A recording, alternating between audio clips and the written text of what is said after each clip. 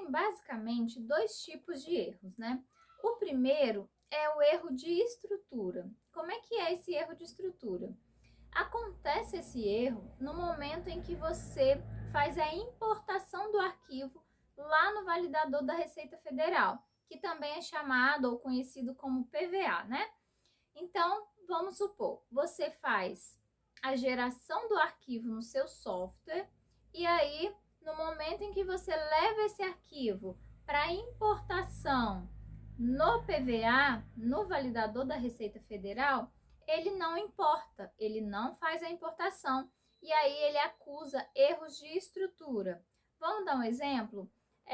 Quantidade de campos. Se no campo CNPJ, vou dar um exemplo bem simples, se no campo CNPJ tem N dígitos pela regra e você colocou dígitos a mais, ele não vai aceitar, porque naquele campo só é aceita aquela determinada quantidade de dígitos. Esse é um erro clássico, né, do CNPJ. E aí, também existe o outro tipo de erro, que é o erro de validação.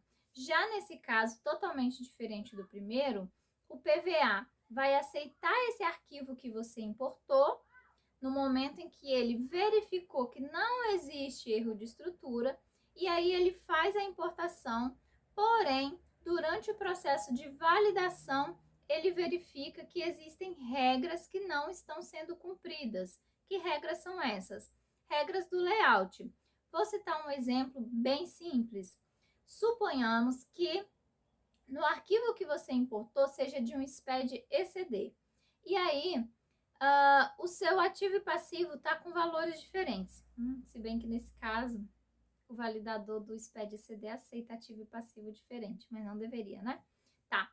Vamos supor que o ativo e passivo estivesse diferente. A gente conhece no mundo da contabilidade, na ciência contábil, que não pode, que o ativo e passivo devem ter valores iguais. Caso acontecesse essa situação, o PVA responderia com a parte negativa, dizendo que existe erro, né, de validação. Então, ele não aceitaria o arquivo por completo. E aí, nesse caso, ele não passa para a próxima fase. Qual que é a próxima fase? A próxima fase de assinatura e de transmissão do arquivo.